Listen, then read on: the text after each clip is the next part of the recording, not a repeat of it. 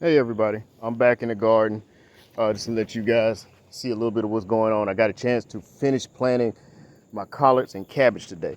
Now what you're looking at right here is actually what the rabbit left of my string beans. And you see I got my fence back up after that rabbit came in and reminded me that I needed to. But you can see he ate them down. You see he ate the leaves off, but you see some of the leaves coming back. See the ones that he didn't eat off, how they look?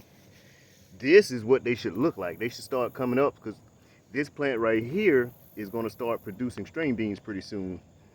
And they should all be at that level. But, you know, the rabbit decided he didn't want to cooperate with me on my little gardening venture. So you see what's the string beans that are left. Over here is where the Swiss chard should be. I put them in the bed with the hibiscus. So my hibiscus are still doing fine. I had two different varieties. One variety is, and you see the smaller one right here. I had four of those and two of those died. My hibiscus, they are doing just fine, but you don't see any Swiss chard up. So I don't know if they didn't take. If they did not take, if I don't see anything in this bed by October, this is September, I'll give it to October. I'm gonna put either onions or garlic in there.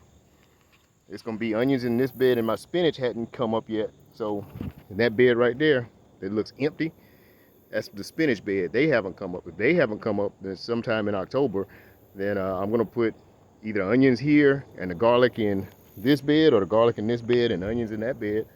But I don't like space like that.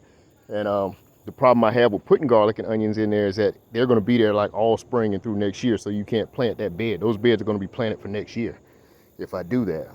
But before I just let them sit blank, I'll do it.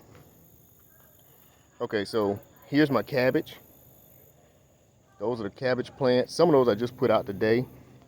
The bigger, stronger ones are clearly not the ones I just put out today. The ones that are flopping over, those are the ones that just got put out. That's the cabbage on this side. And right here where they change color, those are the collard greens. Now in this bed, that should have been pak choi, and you see the smaller plants coming up. I think a bug went in there and ate a lot of the pak choi because I had like 5 to a row, and you only see 2 or 3 to a row. So I think some bug got in there and ate the smaller plants. So I put more cabbage in there. Pak choi is Chinese cabbage. So what you see in the bed with the pak choi with the smaller plants is cabbage. And right here, this line after the cabbage bed starts the collard greens. And you can see the collard greens that I just put out today. Matter of fact, most of the collard greens got put out today. You see a handful that are bigger. Everything else in the collard green row got put out today. And I don't want to walk too far down this path because my mustards ran out. When it rained, the mustards ran out into the path. So I've got some mustards there. I got some weeds that are coming up too, but I'm gonna let those mustards come up and define themselves before I clean it out. And those are my collard greens, my mustard row. This is the mustard row. Let me pull it back so you can see it. Mustards, turnips, and then I got real happy with the turnips, and I put turnips at the back of that row right there that you see coming up.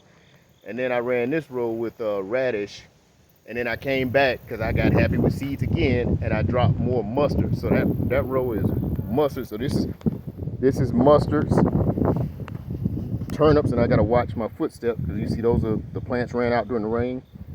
Turnips. I got happy with the seeds and put more mustards here along with the radishes that you see growing up.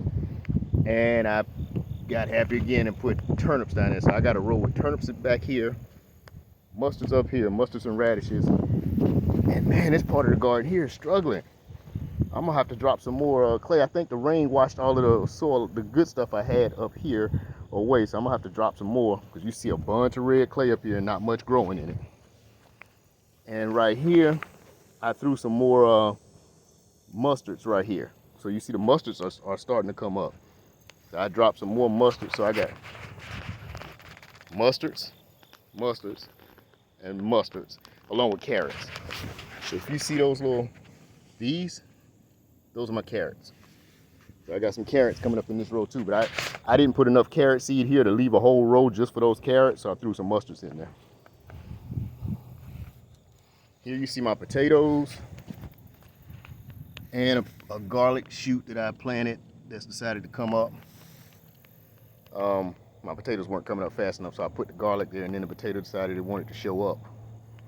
So this bed here is probably gonna have something extra put into it too if the potatoes don't come on.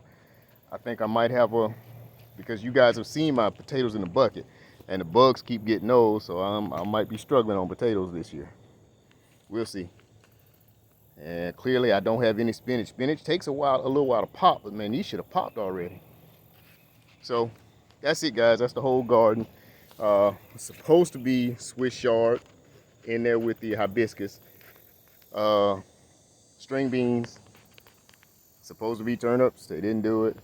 Potatoes, top row up there. That's carrots, and I put turnips in there with it. This is mustards, radishes, and I ended up with turnips farther back there. This is turnips. That's mustards, cabbage, collard greens over there, pak choy back there, and a couple cabbages that I put in there. And that's it. That's the whole garden. So we'll see how it does.